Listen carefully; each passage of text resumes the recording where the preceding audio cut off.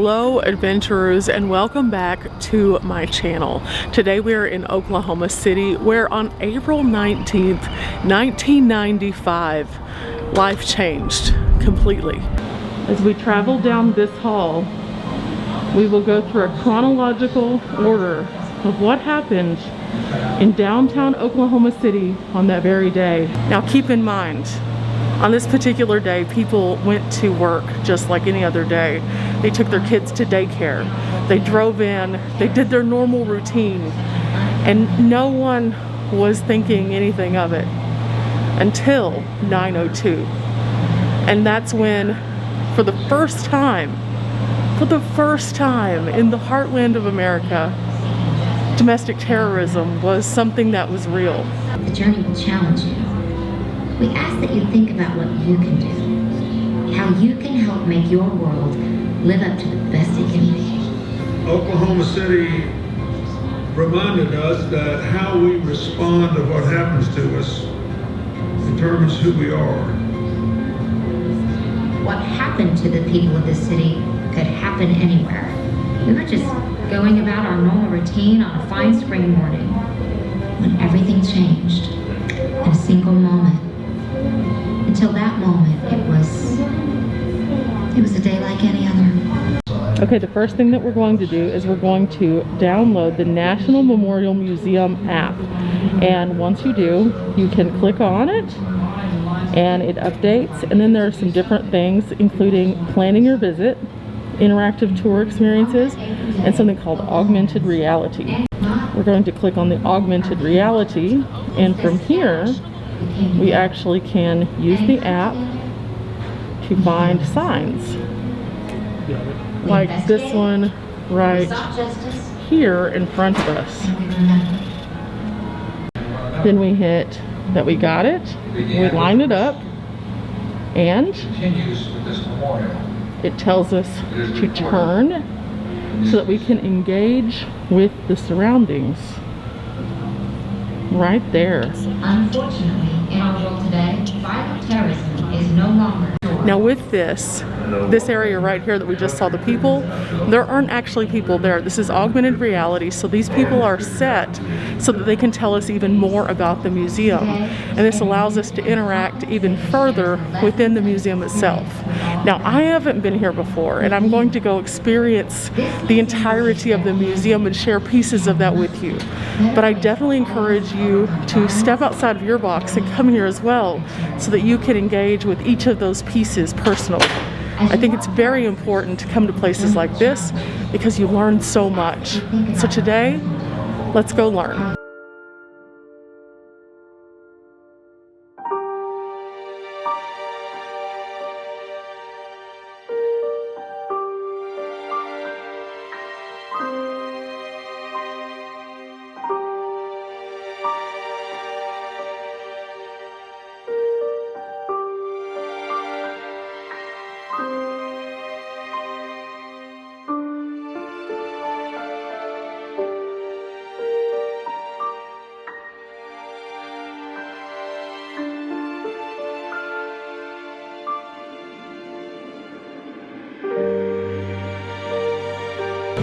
On the day that this happened, there was a prayer breakfast, and they were in the midst of the second day of a food show, just normal things, all of these things starting to bustle.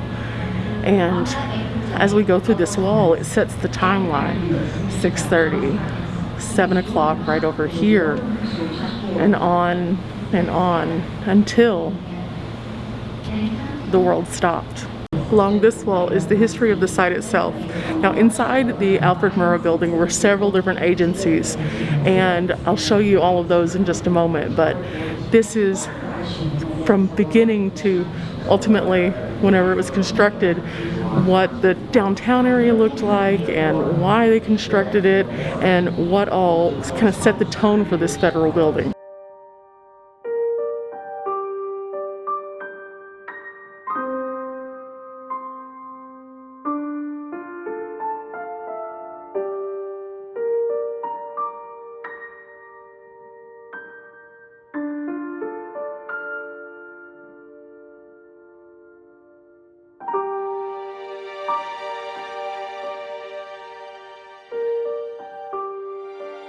These are all of the agencies that were actually in this building. You have everything from the DEA to the Veterans Administration. You have General Accounting Services, the Department of Transportation, Secret Service, Customs, the Bureau of Alcohol, Tobacco and Firearm, Labor and Employment, Rehab Services, General Services, Social Security, a Marine Corps Recruiting Command, the U.S. Postal Service, and even a kids' daycare. This part right here, guys, it links Timothy McVeigh back to what happened in Waco. And there's a quote here that's really scary. It says, he went on to tell her the government is continually growing bigger and more powerful, and the people need to prepare to defend themselves against government control. He said that way back in 1993. And that was him right there. So here it mentions that hate groups were really starting to come to light a lot in the early 1990s. In 1994, a watchdog organization actually began monitoring what they called the Patriot Movement. And this is one of the images that they have from that. It says here that activities of the hate groups included marches, rallies, speeches, meetings, and publishing literature while engaging in other criminal acts. Now, in addition to that, there's also some other things that were pertinent to 1995, and I just want to share a couple of these just to kind of show how far back this was, but how far we've come. Only about 14% of people actually were using the internet at that time, and that is mind-blowing now. In addition, phones looked kind of like this. And then here's some just statistics about 1995.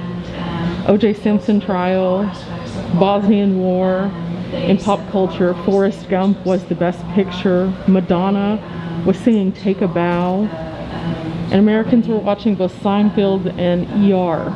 It was a very different world than it is right now.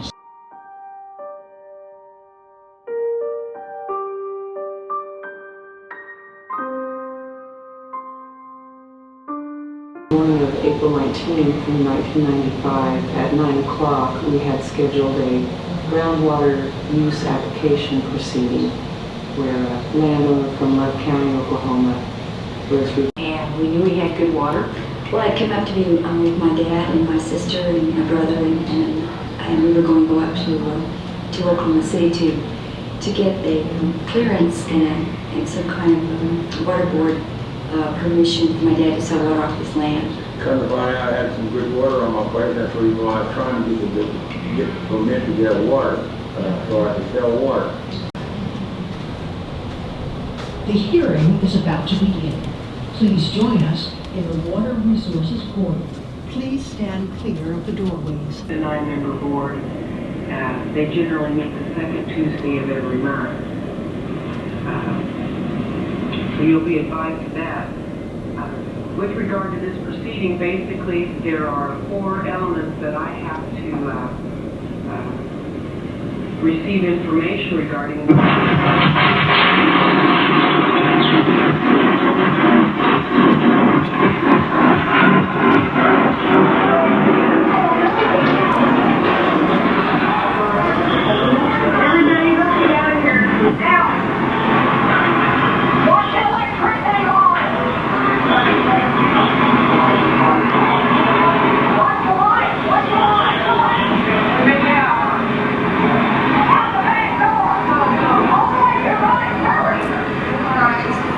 The recording that we just heard was from the water board meeting, which was actually in session whenever the explosion happened.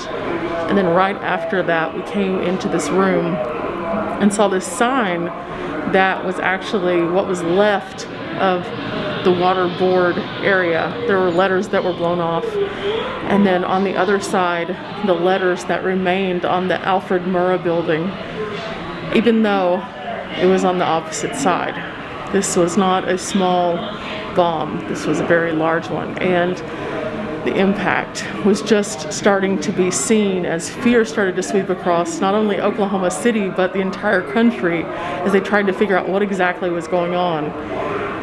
In the downtown, everyone was devastated, and it didn't just isolate to that one building. Other buildings were also impacted, like the water board. We're going to continue forward and see some of that impact. The footprint was huge, huge. And you can see this smoke and debris and fire on the ground, downtown on the ground.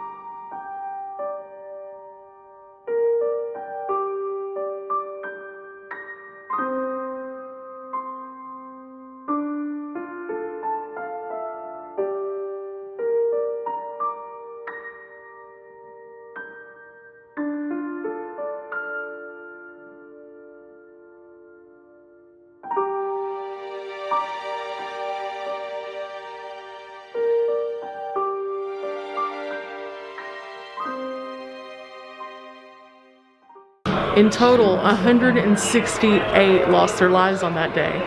But beyond the lives that were lost, the survivors also suffered. It says here that even a simple trip to the coffee machine could have impacted where the person was in the building on that day. And some people suffered months long of hospitalization even if they survived. Others walked away with the emotional damage. So there were no people who were left untouched by this tragic accident.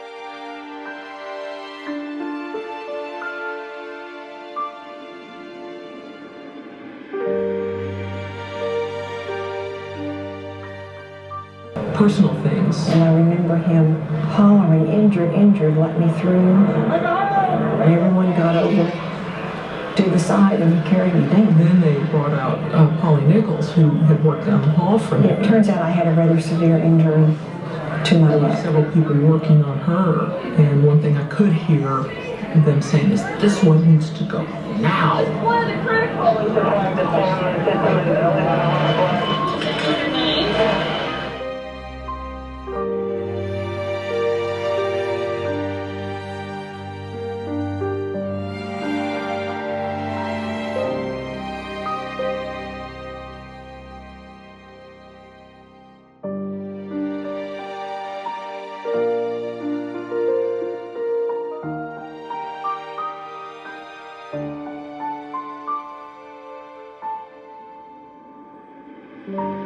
Down the stairs and out to the street. We exited at 6th and Robinson and found a place where people were being treated for their injuries.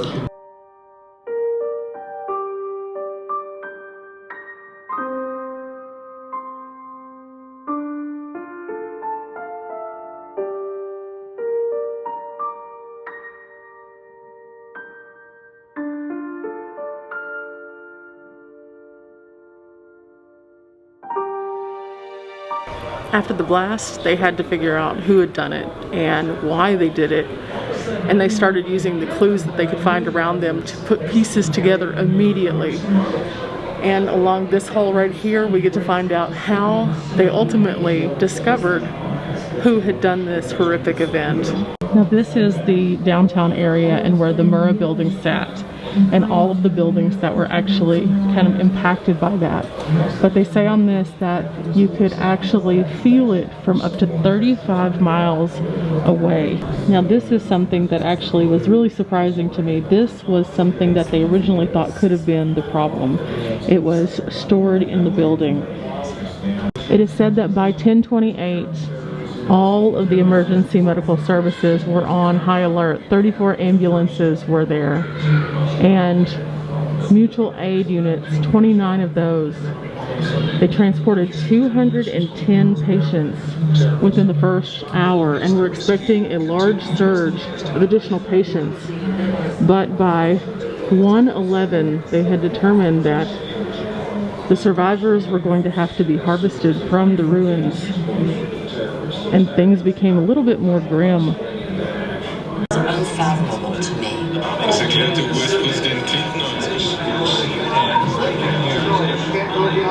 Hospitals have been inundated with casualties. An explosion in downtown Oklahoma City this morning.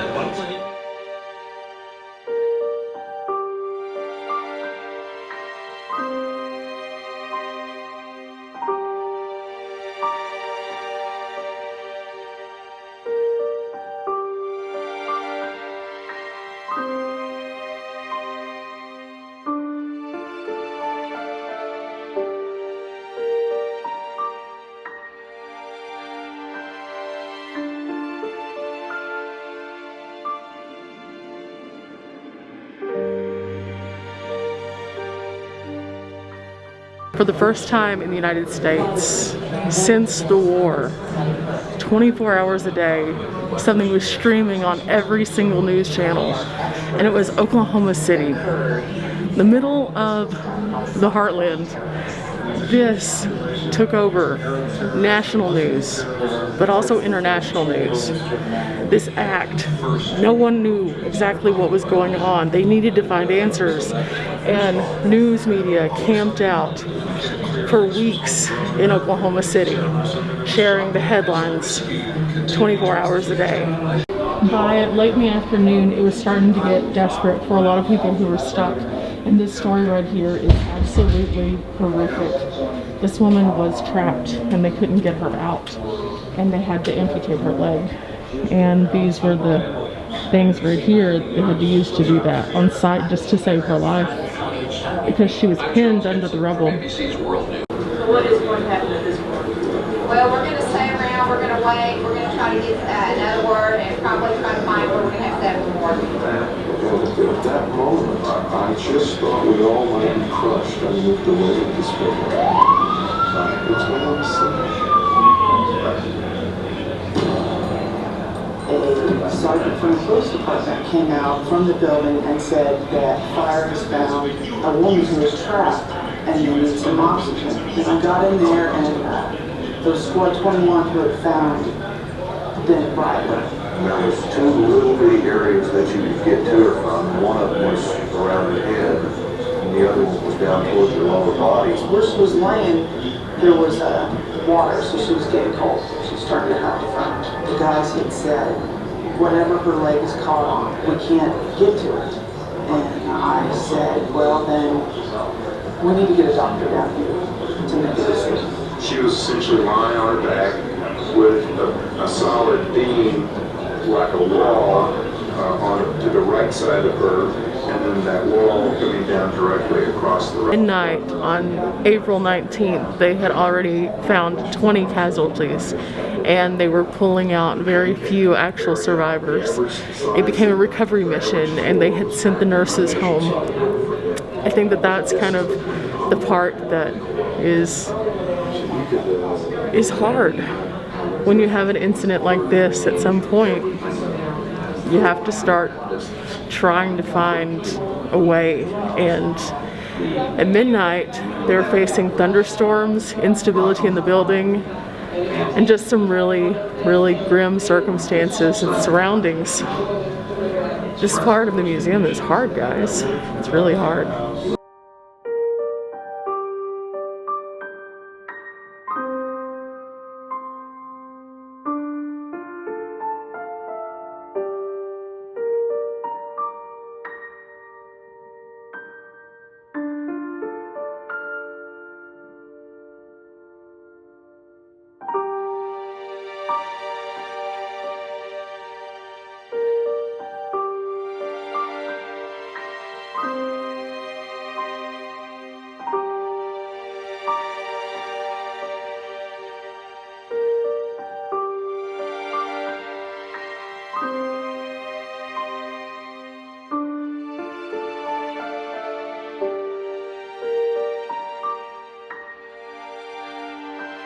On April 23rd, there was actually a public service that was held, and it was time for people to come together and figure out kind of how they felt and to mourn and to pray.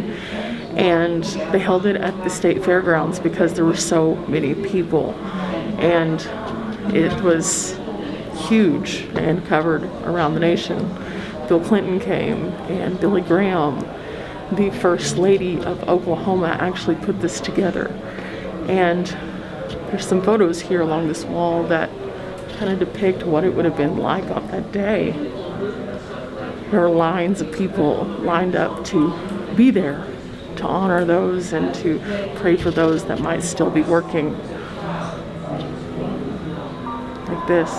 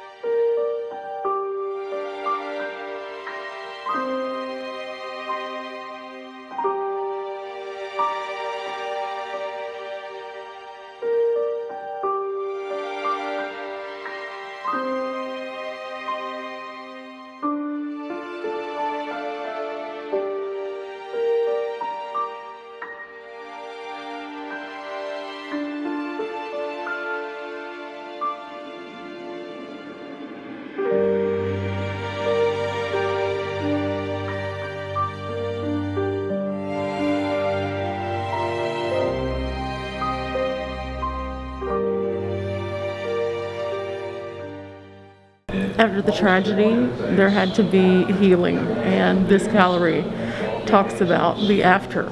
A lot of times we think about the event itself and not the impact that it has for years and years on people. But this section is about those who survived. It says here that on Saturday, April 22nd, President Bill Clinton and First Lady Hillary Clinton actually read a story to a group of children. Following that story, the child asked how they can help Oklahoma City. And they told them that all they could do was write a note of support. Just outside of the building is the survivor tree. It says here that it stands at the highest point on the landscape of the Oklahoma City National Memorial. It's an American elm. It is called the survivor tree. Along this timeline, we find the timeline for healing and the events that followed, all of the different things that went into place. He took from the ground up and created a whole new.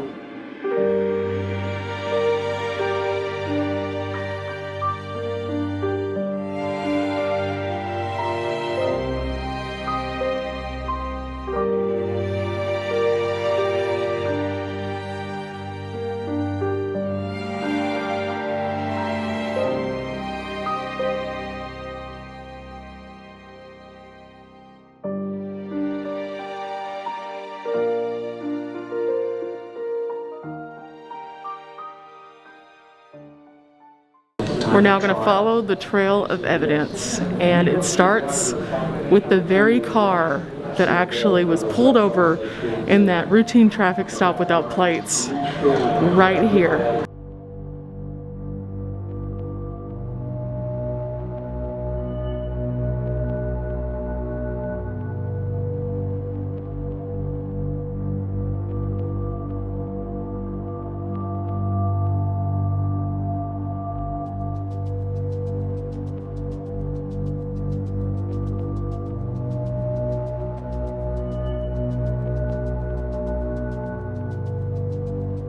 City bombing would be living in the wood-framed house on South 2nd Street. On the same day that McVeigh is transported from the Noble County Jail, Terry Nichols hears his name mentioned in radio news reports about the bombing. He believes he's being followed by federal agents. He goes to Harrington Police to find out why. FBI agents arrive, question him for hours, and arrest him early the next day.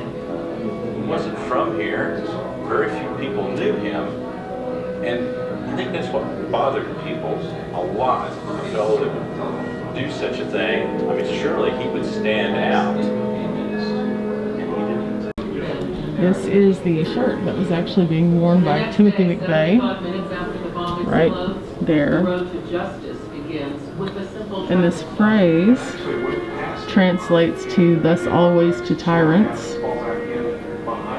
It is the same phrase that John Wilkes Booth used when he assassinated President Lincoln. And then here you see what's on the back. This right here is the actual rental agreement that was used for renting the truck that he blew up. That truck left an 8-foot deep crater on the ground below it, in addition to obviously taking down the Murrah building. They caught him actually by chance, 75 minutes after the bombing. It says here that an Oklahoma Highway Patrol actually noticed a car with no license plate traveling, and he pulled it over. This map actually shows us the trail of evidence, and each one of these little points takes us to a different part. So, for example, Dallas.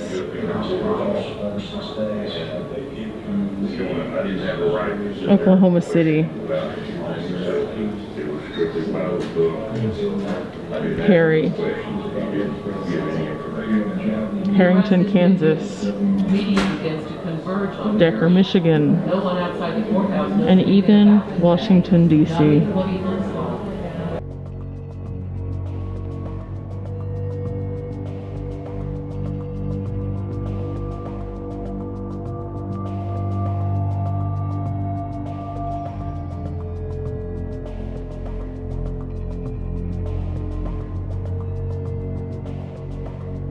This right here, guys, this is how it all ties together.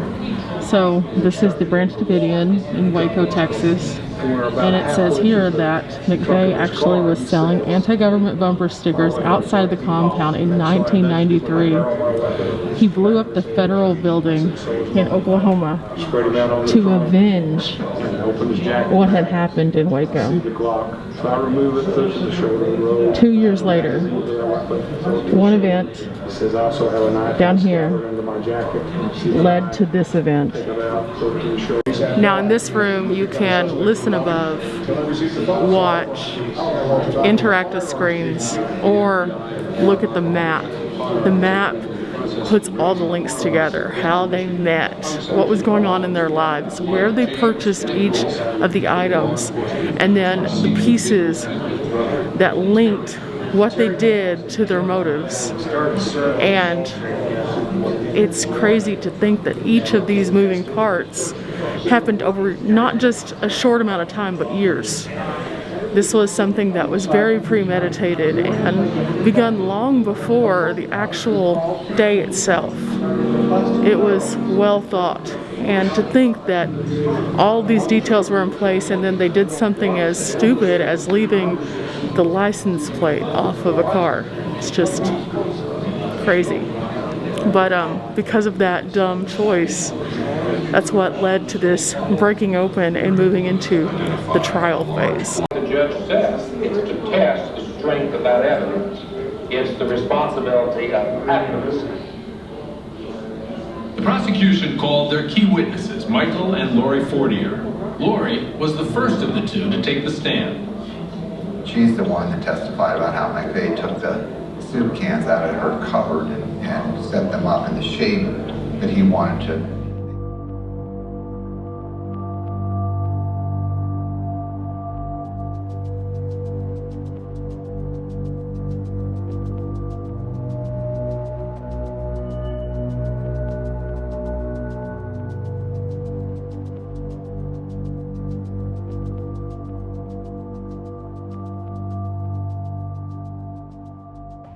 Now in this section we read about the overall damage. It says here 312 buildings as total were actually damaged. 14 were in such ruin that they had to be torn down completely. And there was $652 million in damage. What we see before us now is the direct result of April 19th. Preserved as a time capsule. On June 10th, 2001, Timothy McVeigh, who was sentenced to death, ate his last meal. The next morning, he woke up, got dressed, and was executed after being escorted to the execution chamber. 24 witnesses were present that day, including family members, survivors, and journalists. About 230 families, though, watched from a closed-circuit television, unable to attend. So what came of Terry Nichols? Terry Nichols is actually serving a life sentence that he has no chance of parole with. And while many people thought that he also should have been put to death, this is where he will be. He's currently serving his time in Colorado. Now, the third person has actually been released, and he is under witness protection and only served about 10 years. This lens actually once was on the 9th floor and gave a 360 view of the city. It was recovered from the wreckage and brought into the museum as a lasting reminder of what once was. This area right here is actually a piece of the building that was blown out, and they left it here so that you can see the memorial and the reflecting pool. As an individual and as a community. We have moved outside, and that window we were looking at a while ago, I wanted to show you from the outside before we go to the reflecting pool and then also the memorial site. If you do download the app that I showed you, you can have lots of information as you kind of walk around the outside grounds as well. The interactive displays inside were amazing, and they really tell the story leading up to what happened and then how they ultimately apprehended the people who were responsible. So it's definitely a place that I would recommend you come. Now, I realize this visit is a little different than some of our more upbeat videos, but I do feel like this is very important. This is a piece of our past, and we come to places so that we can learn about those things. There's entire generations of people right now who weren't alive when this happened. And so coming to places like this, it tells the story of where we've come from so we can make for better tomorrows. So I'm going to show you that, and then we'll move over here. Now this is the very window we were standing in a while ago. That was a piece of the building, and they left it intact so that we could come out here and have a vantage point from inside, but also see what it was like to have that piece of the building completely ripped apart. And above it, there is a very, very specific phrase that you find several places within. I think the part of it that means the most to me is that they want anyone who is visiting here to know the true impact of violence. And that's something we can still take with us today. Some of the subject matters that are covered inside are things that we still struggle with. And so I hope that more people will come to places like this and start to kind of have that narrative. That's why I show you guys these places, because all of these chairs I'm about to show you are a direct result of what happens whenever we don't put that in check.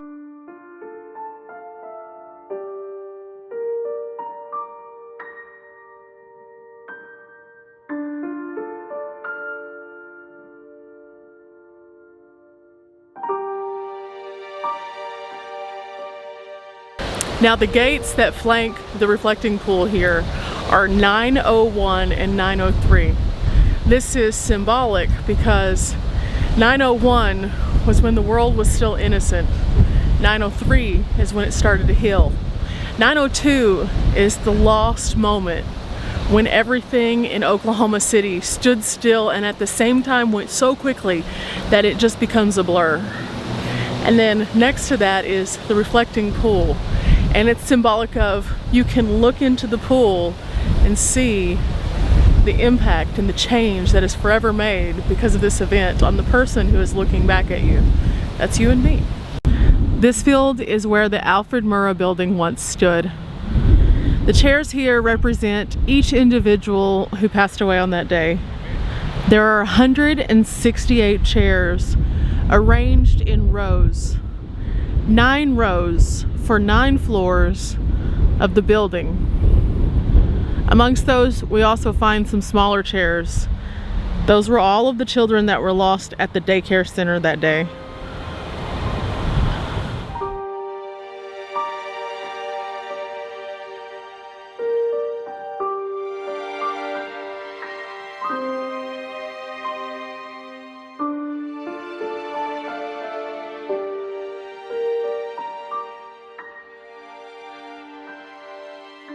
Okay guys, I'm gonna wrap this one up right now from the Oklahoma City National Memorial and Museum.